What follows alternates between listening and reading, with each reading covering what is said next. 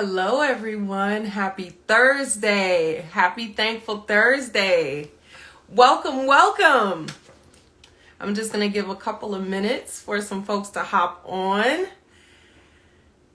Hi, Jay. Welcome, welcome. I'm just giving a couple of minutes, a minute or two to allow some folks to hop on. Thanks for joining us. Hi, Deborah. Happy Thankful Thursday, everyone.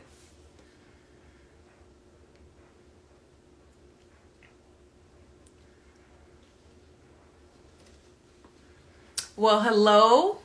My name is YazzieSpeaks Arrington. I am a 2022 Juvenile Justice Fellow here at the Center for Public Justice. And I'm also your host for CPJ's IG Live series on juvenile probation transformation. The series continues, y'all. We have two more amazing interviews. The Center for Public Justice, aka CPJ, is a national nonpartisan Christian public policy and civic engagement organization. Our mission is to equip citizens, develop leaders, and shape policy in pursuit of our purpose to serve God, advance justice, and transform public life. CPJ works on a variety of public policy issues, including criminal and juvenile justice reform. CPJ believes that faith-based organizations and houses of worship are critical to this work. And CPJ is invested in inspiring and equipping such institutions to be a part of transforming juvenile probation in their own communities. Welcome, everyone. Thank you so much for joining us. For this CPJ Juvenile Justice Probation Transformation IG Live series and our upcoming virtual convening, be on the lookout for that, which will be Wednesday, October the 12th, 2022. We are honing in on and highlighting the stories, perspectives, and voices of faith and community leaders who are doing impactful diversion work with youth across the country. Diversion, or the act of diverting, simply put, is providing opportunities for youth to have alternatives to experiencing the embarrassment and criminalization of court trials, incarceration, and probation. And also providing direct services such as mental health supports, mentoring, and job training opportunities for youth and their families to help youth positively change the trajectory of their lives. So thank you all so much for joining us. So without further ado, I'm going to see if I can pull up our special guest for the afternoon. Okay. One moment here.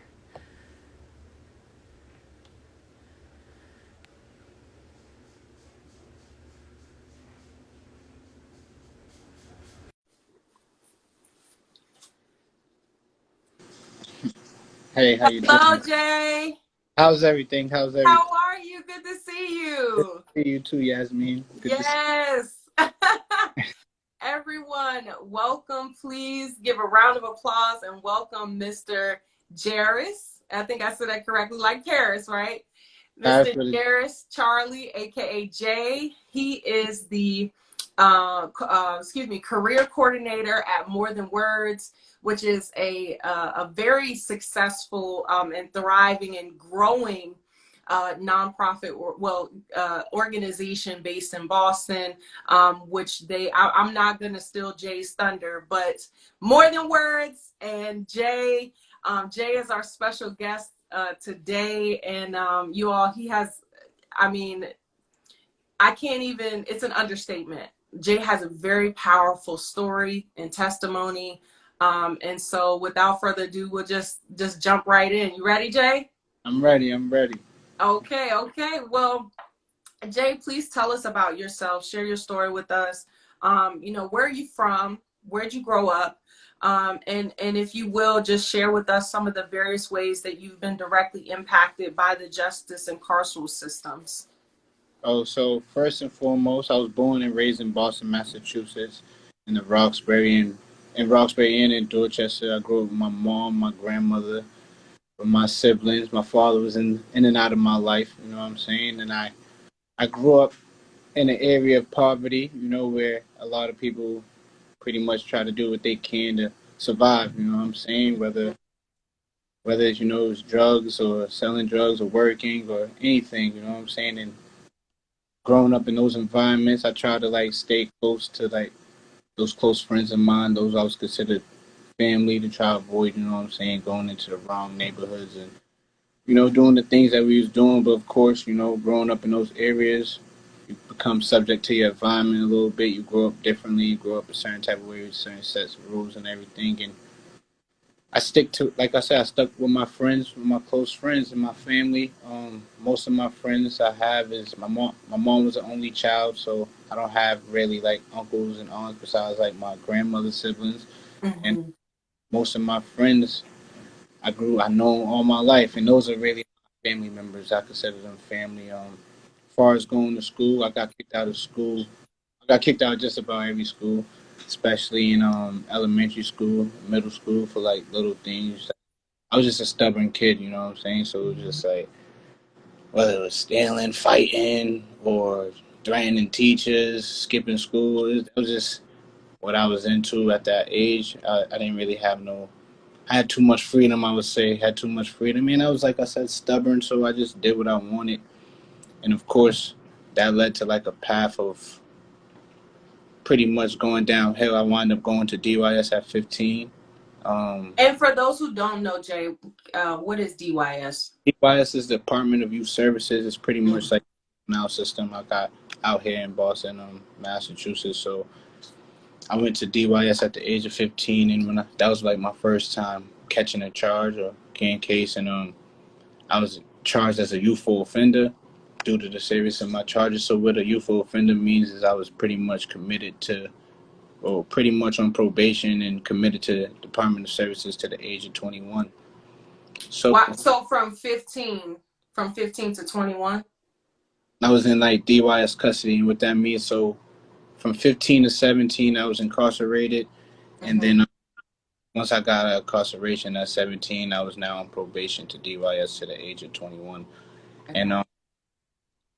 right, it wasn't like life after D. Like when I did get out at 17, that's where I wound up finding More the Words. I started when I was 18, and that was a great place. I'm gonna go on a little bit about More the Words a little bit, but just a little bit going on about what happened after DYS. I found More the Words as a youth. I started as a youth here at More the Words about 10 years ago, and it was all new. I got referenced by my caseworker at the time, Jimmy Liberitas, and it was just something new at the time.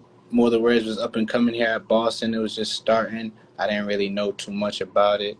At first, I thought it was like a bookstore, you know what I'm saying? And I was like, I didn't really want to be a librarian or anything, but great. It wound up being a great fit for me as I got in and I got to see the structure. It was a definitely a building project, and I was at a stage where I was coming out, so I was willing to join it. You know what I'm saying? Enjoying the project, enjoying the building structure and everything, and they helped me a lot as far as like building my confidence, giving me the tools I needed, and I started to do like a lot of public speaking tours and just a lot of presentations. So it like kind of helped me gain me that confidence, and then once I got that confidence, I was on the road to like trying to find a great career. I wound up going to a program called Year Up Boston, where I got my information technology certificate, and that was a great aspect. That was leadership award. I was the top of my class, but I wasn't able to get an internship. It was due to the fact that my Corey essentially, you know what I'm saying? Due to the fact that I was a youthful offender, even though I caught my charge at 15, I still was indicted and still on probation till I was 21. So I really still had a little bit of system malfunctions, you know what I'm saying, as far as getting the jobs I wanted to get and doing the things I wanted to do. And that really started a decline, I should say, like even with all the success I was having, based off of what I got from all the words and all the success I was having, like even out of school and trying to change my life away, it was like I just couldn't get over that hump of like being that felon, you know what I'm saying? So it became Mm-hmm. And unfortunately, it's like it. Unfortunately, in our society, even still now, a lot of times when you have that quote unquote label, it stigmatizes you in a Yeah, lot of ways. So it's like when you want to move forward, sometimes, you know, like you said, when you're applying for a job or you're trying to better yourself and do certain things, yeah, it may very well come up, or they're like, oh, you know, you learned that you weren't hired or you were denied for X, Y, or Z because of, like you said, a charge that you caught when you were 15, you know, when you were a teenager. So yeah, absolutely. And it becomes a situation where, like, especially when you're interacting with the different people, when they have that stigma on you based off your name, your name's attached to that Corey. So off the rip, they already have their assumptions of who you are. You know what I'm saying? mm, Always a yeah, good thing. Kind of dehumanizing in a way, I should say. You know what I'm saying? And then to be looked at like that, but absolutely. yeah, say obviously, you know what I'm saying, I went through that, and of course it led me to like old tapes and triggers. I was, you know, being a Corey, like I was doing a program, it was an internship. I wound up going to the children's hospital and knowing that I wasn't gonna get hired, you know what I'm saying, but still working, and it was just it was just a different atmosphere, you know what I'm saying, coming from the hood and coming from the environment and trying to trans transform into something else and try to be something bigger and better, and then to have, you know what I'm saying, that stigma on you as a felon over something that you did when you was 15 years old, you know what I'm saying, it's kind of Mm, like process. So like you start to lose that confidence that you gain, you know what I'm saying, it starts to feel like you did all that work for nothing. You was just grinding, you was just the top of your class amongst a whole bunch of people who didn't live or come from the place you come from. You succeeded, so it wasn't really a, you could blame your society, but at the same time, it's like you made it. You feel me? You feel like you made it through all that, but then to be turned around and to be, you know what I'm saying, pretty much shot down. You gotta mhm. still live. You know what I'm saying? I just had a son at 20. My son was born at 20, and like he was like he's everything to me. You know what I'm saying? Absolutely. So just seeing him and trying to make the better life for him, and then not being able to get it, and then from going to thinking you got a career, you know what I'm saying, on your way to a career and having a great life, to back to working at like the Panera Breads and like the little, it wasn't enough. You know what I'm saying? Especially when you 20, you know what I'm saying? You got life ahead of you. You got you got people, society. I should say, you got society. You trying to live up to society, and you trying to do the things that you want to do, look the way you want to look. You trying to be able to take care of yourself and your family. So in that aspect, you going to try to find different ways. You know what I'm saying, to get money, to, and whether it's hustling, whether it's unfortunately robbing and taking from the weak. Like that's frame at the time, being in that frame, it's like I gotta eat. If I don't eat, nobody can eat. You know what I'm Right, saying? right. Yeah, that's real. And that's just how it was. Like, you know what I'm saying? And then gratefully I aged out of DYS at 21, but my mindset was already, I was already like in that hunger. I was already Mm, hungry. So aging out, it wasn't like a lift of freedom. It was more so like, now I'm free to not have these people on my back to do what I want. You know what I'm saying? And mhm. not even 8 months later, I was catching a new case. You know what I'm saying? As an adult at 21, and I would say that that case was like, I say, the biggest eye opener for me. It opened my eyes a lot because I had to really understand how like my choices affected not only me but the people around me. Like, you know, like Mhm. grandmother, my son, like even his mom, seeing her come up to bring him up there in the blizzards and everything. I realized like I had to do better. You know what I'm saying? Change Mhm. life and change the course of where I was going. I had a great support system, and I was just letting them down. You know what I'm saying? Just doing what I want to do and just being stubborn. So I had to figure out like a new way, and I felt like that me catching the charge at 21 for mass armed robbery, firearm possessions, and some more. I'm very transparent about it. Was a big eye opener. You know what I'm saying? And I was looking at 15 years due to being a youthful offender at the time, and if I wasn't like so, if I just if I wasn't so into my case and studying and understanding that the system couldn't do what they was trying to do to me, then I probably would have let them give me that 15 years. You know what I'm saying? But I fought my case. I looked over, had a great lawyer who helped me, and we was able to file a motion, to bring the charges, the sentence down to a mandatory minimum of 5 years due to the fact it was my adult, due to the fact it was my first adult case, and I was also able to get out on bail. You know what I'm saying? Due to those motions, but in the process of being locked up, it took a year. It took a year and a half in order to get through all that. In that process, studying my case, I had a pastor in jail called Tim Allen, and he's a very he's a very big influence in my life being in jail because I wasn't really too spiritual. I didn't really go to church as often as I should have, and I found a way, like, unfortunately, it was a way where I was in prison. Of course, I was in jail at the time, so of course it was unfortunate. But at the time, it was a great situation, and he was like a mentor for me being in there. You know what I'm saying? Being young and seeing how I carried myself opposed to everybody else that was around. He very took a liking to me and told me, like, yo, you gonna do big things when you get out of here. And he inspired me to get baptized. I got baptized in jail. That's When I was amazing. You told me that. yeah, That's amazing. yeah, What I you got said, what baptized in old were Nashville. you?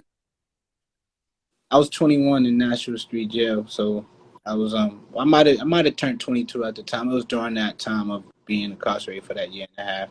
But I got baptized, and I just made it a choice. Like, all right, I'm gonna change my life. I got baptized for my reasons. You know what I'm saying? My reasons as far as my spiritual journey is because I believe, like, everything happens for a reason. I believe, like, everything I did in my life, like, this was the situation that came and it was like that stuck to me. You know what I'm saying? A lot of things I've done haven't been noticed. I got away with, so I had to, like, take it. Like, I had to take it on the chin really and just, like, embrace it. And I took it as a time to, like, tap in with myself. You feel me? And I felt like God, and, like, just reading the Bible, and especially the Book of Job, was like a big inspiration on who I am, because I felt like the Book of Job helped me just for the simple fact Job dealt with everything and anything and everything that Mhm. came at Job, he dealt with. And I just felt like that's what I had to do and keep my head up, keep my head held high, and continue to, like, move forward and keep grinding. You know what I'm saying? So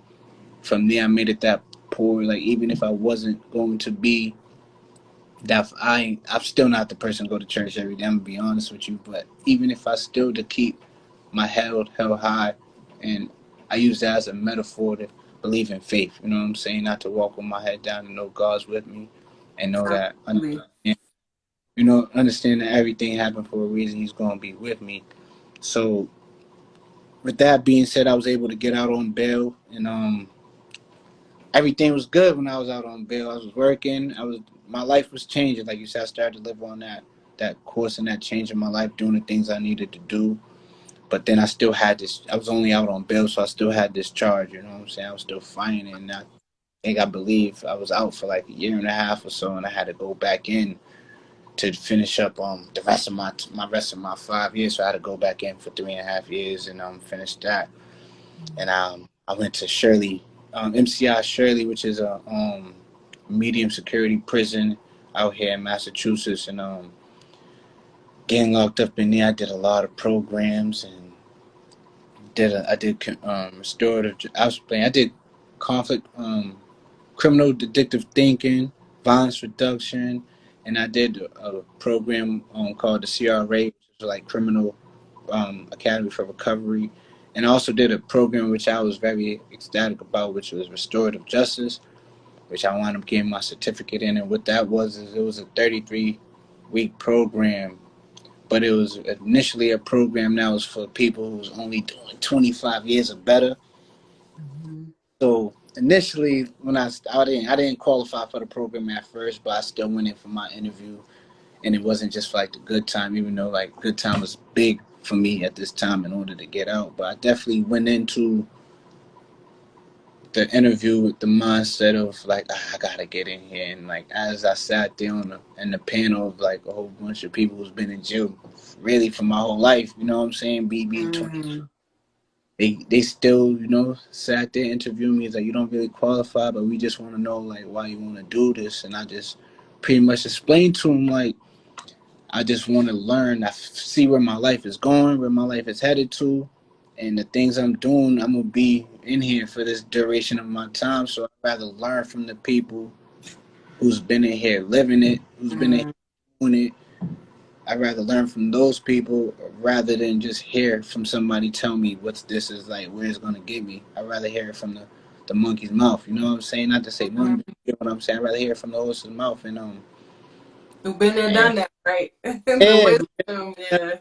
tell me like, yo, this is not where you want to be. You can actually live off that. And like, once I was able to do that, I I was able to have that conversation, let them know where my mindset was and where I was trying to do. Like, they embraced me, they took me in, and that was like probably one of the best programs, life changing, definitely a life changing program where you got to understand that, like, hurt people hurt people. You got to understand the process of yourself and how sometimes you may not, your thoughts and everything that comes to your mind may be stemming off of something that you may not think is something that's deep inside you. You know what I'm saying?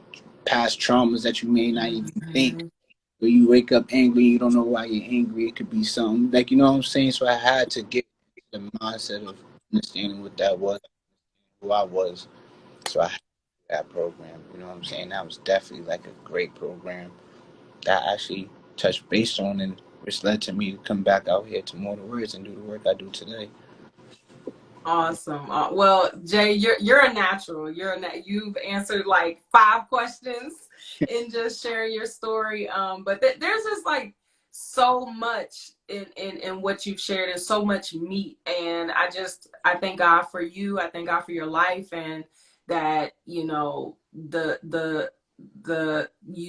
had the revelation and epiphany and realized that you realized the direction, like you said, the direction your life was taking, and um having a child, having your son and other things kind of, I guess, got you in a reflective space.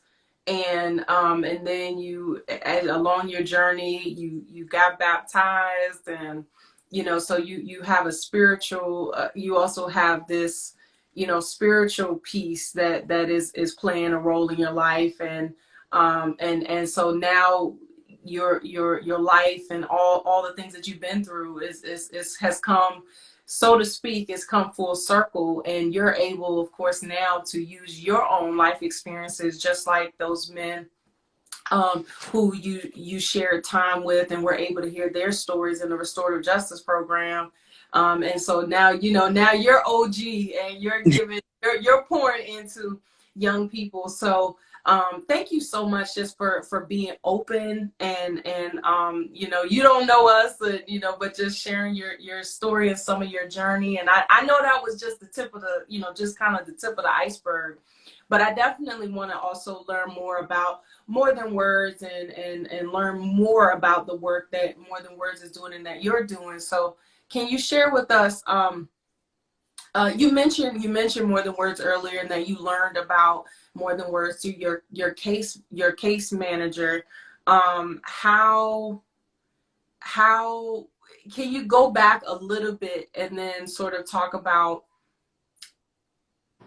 sort of the support that they extended to you, and how that made you feel? Maybe it gave you a different perspective, having that support system. And then, what was the point? Well, but like both your personal story, what was the point that you came back to More Than Words, right, and started working like in the capacity more of a mentor? And then, what is More Than Words? What is it? What's the mission of the organization? Those kinds of things.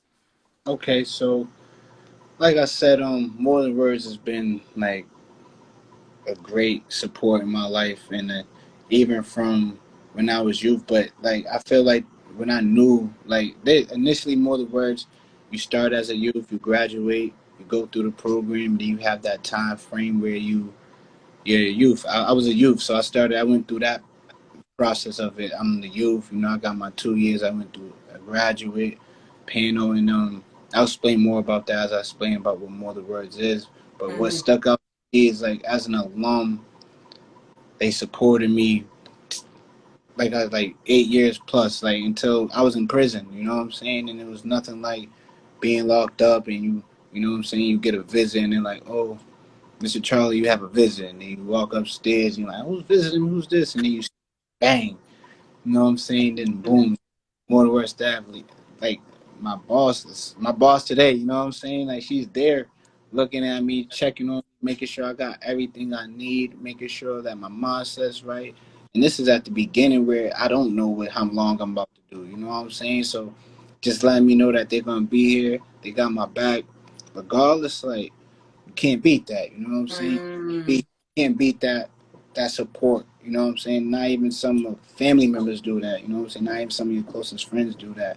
So for them to come into a facility, a jail facility, and to visit me and just let me know that I had their support, it was a new brainer to come back. You know what I'm saying? It was like where I come from is loyalty is like a lot. Loyalty is everything. So it just showed me that they was really, influenced in my life, and they was a part, and yeah, I can't even.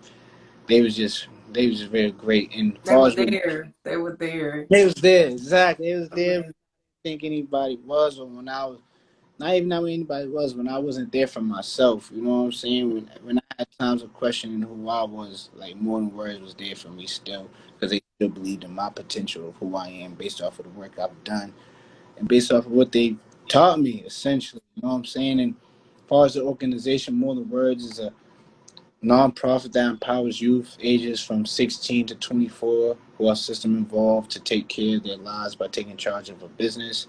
We have sites both in the city of Boston and also the suburb of Waltham. There's like there's two jobs. For I say there's the business job and there's the youth job. The business job is youth learn how to operate an online and retail bookstore.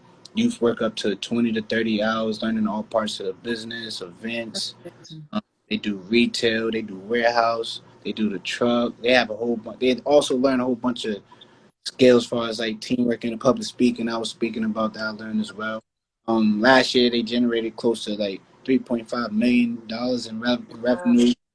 So they're definitely a great and expanding business. Like also, like I said, when I first came here to Moreland Boston, we were just starting years ago, and like just to see what they expanded to now that they're doing. Like we got the clothing, they have everything now. So like just to see what And a they. new website, I saw that. Yeah, yeah, yep. They doing They big. just launched. We're That's doing big. I amazing. can't say we're doing big things now, especially from when I first started. So that's the business side of the job. And then there's Hmm. the And let huge. me ask you really quickly, Jay, about roughly about how many young people do you all work with annually, roughly? I would say, well, we worked with 1,000, but over the last year we worked with 329 youth so That's far. amazing. That is Yeah, amazing. we're going to continue to go and continue to grow, and the numbers going to continue to rise. You know what I'm saying? And Hmm. And how are young people? How are they referred to you all, or how do they learn about More Than Words or sign up for the program? so there's different ways referrals. They could come from like the different programs and the different partners that we deal with. They could come in from a lot of. I would say me personally, like from a lot of my referrals was from my mouth. Like I referred a lot of my friends to come to more to where Oh wow. yeah, we a lot of youth refer their friends as well, and we also get from different organizations, Department of Youth Services as well, like and like just everybody. Like we work with everybody, and like we're a great organization, so you could get referred from anybody. We're gonna look into it. We have our own administration team. They got their own process of everything, and we have like different teams, and everybody works together to make sure like everything works. You know what I'm saying? And that's just the Hmm. main thing, like about more words too. Like when I say expanding and grown, like it grown so much, like to be able to have, and a lot of our positions and a lot of people that film is like youth. You know what I'm saying? A lot of people's youth as well as like people who's worked with youth in the past and great people. We have a lot of great people who help that process and the referral process, especially our administration team. They do great, yeah, as far as getting people in. Amazing. Yeah, Amazing. and I'm sorry, I think I might have cut you. Were you saying you were going to say something else before I jumped in and started asking questions? tell you a little bit more about the second part of the More Than Words job, which is the U job. And the U job, I feel like is my like more words has everything is my favorite aspect because you pay the youth to work on themselves. You know what I'm saying? They could come in. Those are shifts where they could come in and get paid, and they get support with their personal goals. They make budgets, make bank accounts to get help with housing, Awesome. interview skills. They get help with like mental health, everything. We can support you in everything, and like even down to my role as the career service coordinator, like where I help youth with career pathways or education pathways, letting them understand like living wage in Massachusetts, especially the living wage in Massachusetts is way better than the minimum wage. So we try to find like jobs that help them with the living wage opposed to minimum wage, so they have room to grow and to live and do the things that they want to do as well as save money. And Absolutely. honestly, like even 70% or more, like 70% plus of our youth was in school or working, and working, and like a large percentage of them are in school. You know what I'm saying? And our grads and our alum, like we support everybody, whether you're in the program, whether you're not in the program, and it's just great. It's just a great program, all in all. We have like a community engagement team. We have where we talk about like the roles and the bills that mean a lot to us. I just recently helped with and played a role in advocating the new legislation to raise the age of the juveniles to the age of 21 out here in Massachusetts. Amazing. Was that connected to the panel you were on a few weeks ago, or was that separate? That was actually seven. So the panel I was on a few weeks ago was a debate between the district attorneys out here, the for the Suffolk County district attorneys out here in Boston. That was actually great and insightful. And we had the youth. We was able to ask questions, pretty much because the DAs, those are the people who got control of our lives and our youth lives. So we just pretty much asking the questions to see how they would help us, how they would affect our lives, and what they could do to benefit us, and where we can go or where we could go upon that. But that race has actually turned out to be interesting. But definitely, that's definitely what that panel was. But we have numerous of events that we have, and we have numerous of different bills we want to pass, and we want to support, because we have a whole community of people, like what I'm saying, that need help. We have Mhm. a whole community of youth that need help, and our lives matter, their lives matter. So we definitely Absolutely. definitely gotta be on the job with that, especially with the community. Absolutely. Yeah. So that's awesome. So you all have various direct services. So hands-on job training, and then other enrichment activities and things that can help each young person along with their goals and journey in their personal lives, careers, and there's an advocacy aspect of it all as well, which is amazing.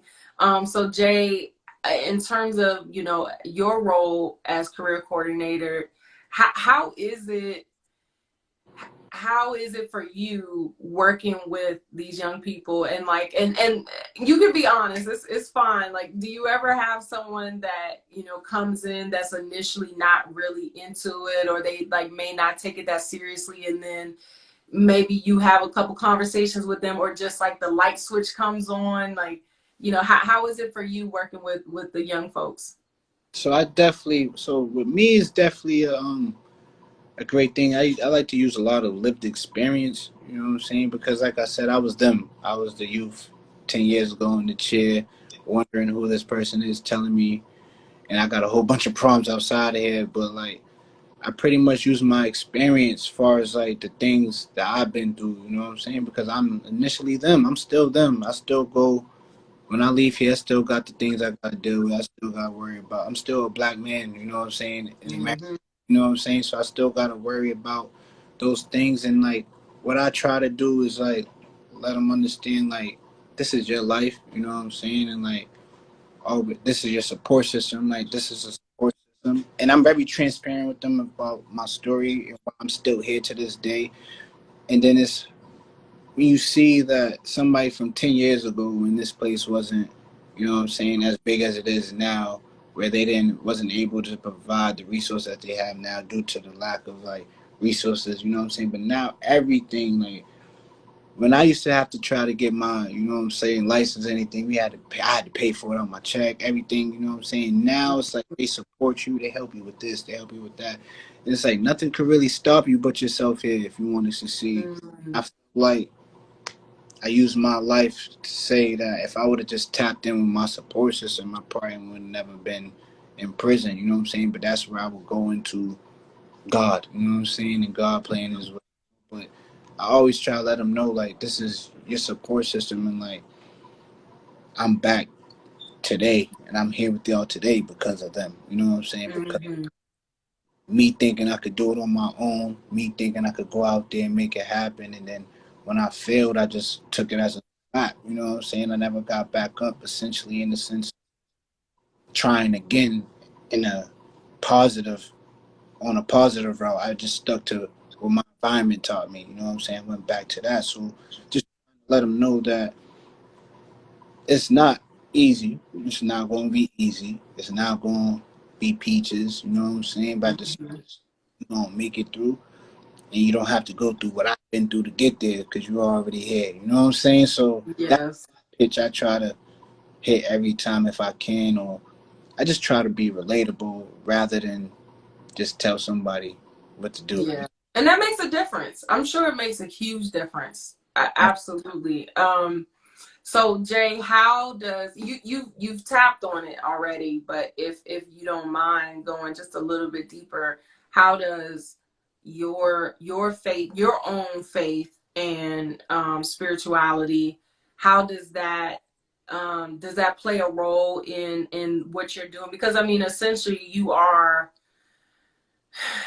how do I want to describe it? Like, you know, you are a shepherd. You know, you're a steward. You're over people, and you have this. You're influencing folks, young people in positive ways. You know, trying to encourage them. Like you said, you know, nothing. You've got all the resources here at your fingertips. Nothing can stop you but you. You know, Yeah. and you've got the support system and this and like I can help you on the road, and then it's up to you, you know. So like, how does your faith and your own spirituality sort of help you along the way, or you know, I don't know, inspire you to do the work you're doing? Because you could really do anything, you know. You didn't necessarily have to come back to more than words, you know. Um, I would say just I think about Nasher Street. You know what I'm saying? I always think like a lot of my spirituality come from being like I would say locked away. You know what I'm saying? And like having that moment to like really have that personal time to really reflect on what you're doing. You know, and really. So I feel like my spiritual journey came a lot. Excuse my colloquial. You got set down basically. Yeah, You had a season of isolation. I had to sit. I had to slow down. I had to sit down and like I feel like once you actually take the time to sit down and really think on your life and the things that's going on with your life, it's kind of like you start to realize the things that were God. You know what I'm saying? Like you start to realize where God showed up and you may ignore them, or at times where your blessings was in front of you, you just didn't take it because you was just your mind was so clouded. You know what I'm saying? So sometimes you got to sit back and really try to clear your mind. And I learned that like spiritually by reading. When I was, because I read the Bible a lot. Like, and when I read the Bible, I try to interpret it to my life and what I'm doing, and pretty much like how it's best to affects me. You know what I'm saying? How I best learn from it, just so I don't think something differently. Like, oh, nah, this doesn't work. It works if you apply it to your life the right way. You know what I'm saying? So I feel like just like I said, the Book of Job, like just tapping into Job and him understanding like everything Job went through from losing his family to being sick. And I just thought about like who am I to sit here and complain? Like, you know what I'm saying? I'm still breathing. Every day I walk out, I see homeless people. Granted, I'm not homeless, and I feel for them. You know what I'm saying? I see people with who's in tough situations, people who got tough situations. I have to think like God bless me with my mindset. You know what I'm saying? God bless me with Absolutely. the ability to get up and not let life win. You know what I'm saying? Not win. You Mm-hmm. know what I'm saying? So I try to take that, knowing that God gave me the strength every day to walk up it, like I said, with my head held high, Yeah, and I try to make it. I try to live what I try to live my truth. Really, you know what I'm saying? I really try to live my truth based off of my faith, which is that I'm Him. You know what I'm saying? God's that's with. right. That's beautiful. That's beautiful. And you keep walking. You keep walking in Yeah, that. You keep walking in definitely. it because it's beautiful. I mean, seriously, you're radiating. Whether you know that, you're your light. The light is radiating. From the inside out of you. So I'm getting chills, Jay. So for it's still along the same lines, going back to more than words. Um, I know that you all also partner with other community organizations like SCPJ. We're really big on civic engagement and community partnerships, both with faith-based leaders and organizations and other nonprofits and government, federal agencies, government, that kind of thing. Basically, collectively working together. In our case, specifically. To help young people and give them either alternatives to the whole system, court and imprisonment, probation, and all of that, but also helping them build their lives from that point forward, to, kind of change it in a positive trajectory. So do you all have, or can you share with us some of the partnerships that you all have? Um, but we definitely partner with everyone. Like it's not like we don't have like specific groups that we choose to pick and partner with, but we definitely partner with everyone. Um, but few partners that we partner with the Department of Children and Family, DCF Department of Children and Families, DYS Departments of Youth Service, the Juvenile Court System, school systems, the Department of Mental Health. We work with. We also work with housing agencies, shelters, different churches and faith-based groups, and we receive over like $1.3 million in like government agencies.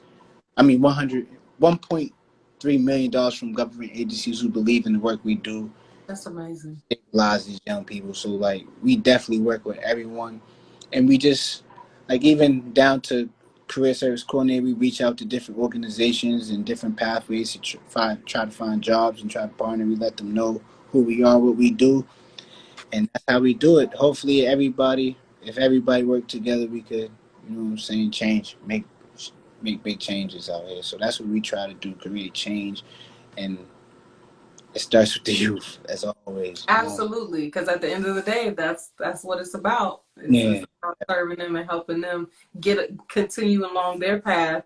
absolutely. Um, what else do I want to ask you, Jay? How are there any challenges?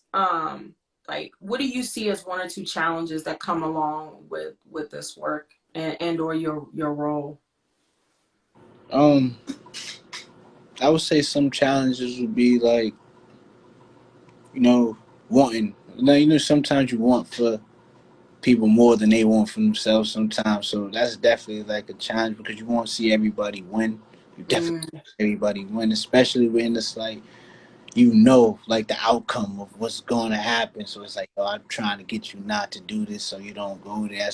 I've been there, you know what I'm saying? That's definitely like a challenge right there. And two, I would say is just like, well, being young, like still being young, I should say, still being like it's like being a staff, but at the same time being like a peer. It's like between being a mentor and a peer, that's definitely another task. And I would just say like seeing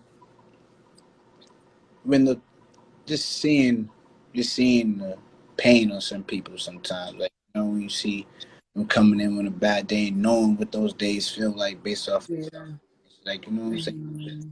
And sometimes it's hard because you want to just tap in with them like it's gonna be alright, but you gotta also be professional in where you're at and know what you're doing and understand this is a job and this is work. So those are definitely some challenges. I guess just being human, being human in this work is definitely hard, especially when you got emotions. You know what I'm saying? But it's definitely Absolutely.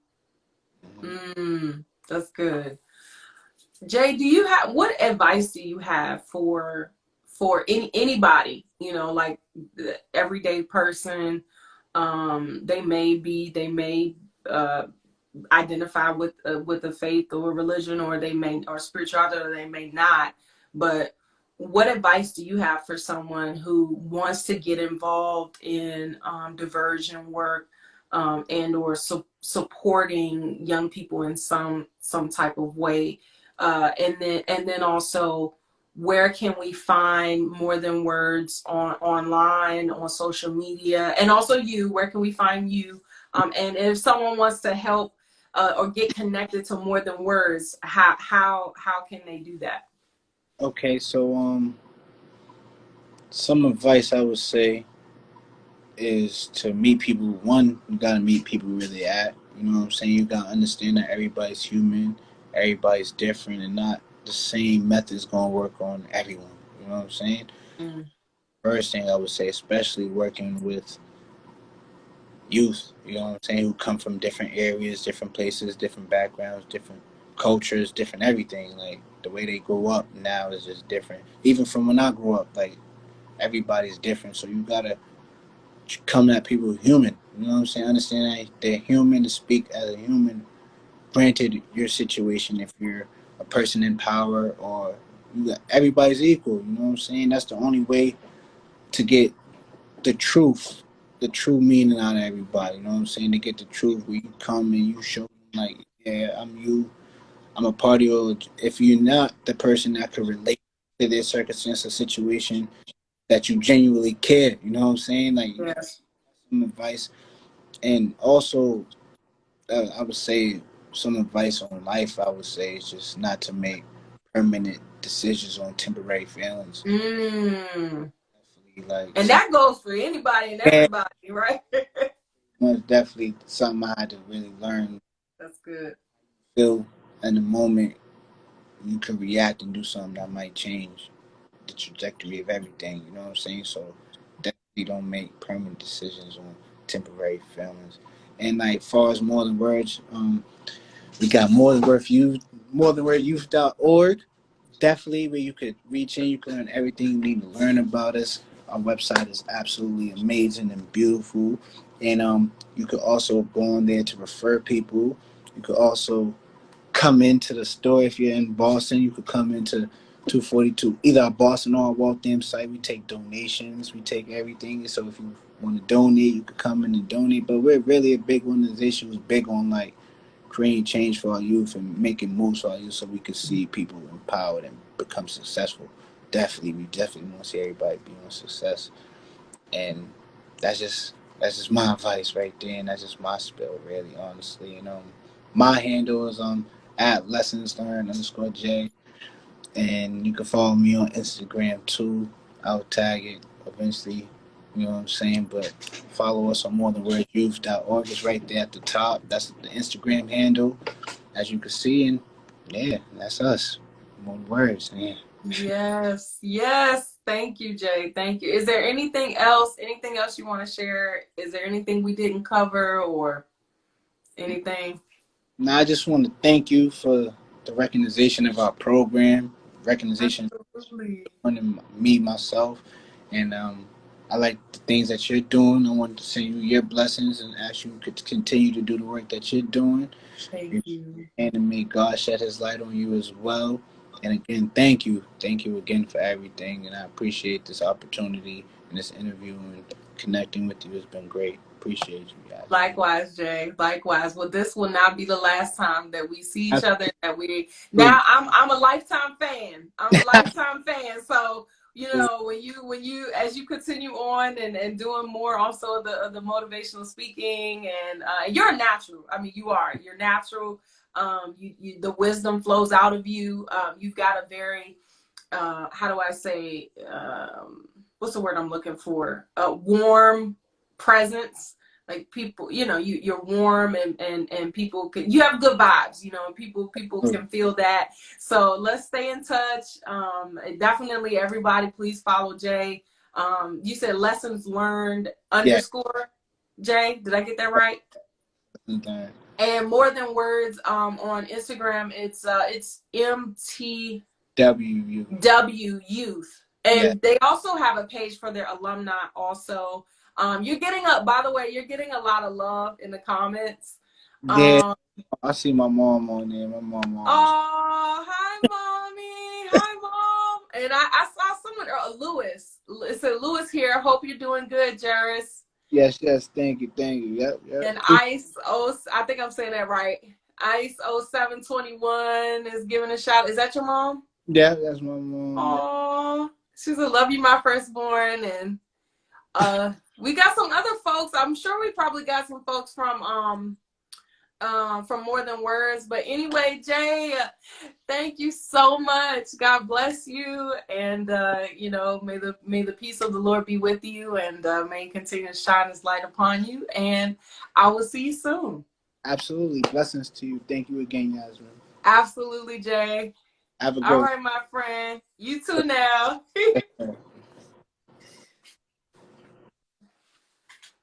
Wow. That was awesome. So many of you stayed on with us for that. I hope you're inspired. I'm definitely inspired by Jay and his story and testimony and the work that he's doing at More Than Words. And also shout out More Than Words. Thank you, Leanne, Jody, the entire More Than Words community for this opportunity to learn more about your work. And wishing you all the most success as you continue your work and even expanding your work. So everyone, thank you again so much for joining us. Please make sure to follow Center for Public Justice on Instagram at Center Public Justice.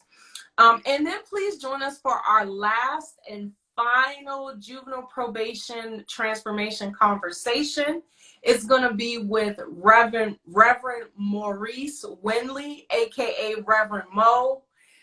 He is the founder and executive director of Living Redemption Youth Opportunity Hub, and he is the associate pastor at Soul Saving Station in Harlem, New York. So we've been around. I mean, we've been around with all of our different interviews. We've been in Connecticut. We just left Boston with Jay. And now we're about to, next week, we're going to Harlem, New York. And so this is going to be on next Thursday, September 15th at 1 p.m. Eastern Standard Time, right here at Center Public Justice with me on IG Live. Again, next Thursday, September 15th, 1 p.m. Eastern Standard Time on CPJ's Instagram Live with Reverend Mo, founder and executive director of Living Redemption Youth Opportunity Hub. Thank you all so much for joining me. I wish you a safe rest of your week. Be safe, be well. Until next time, love you guys. Peace.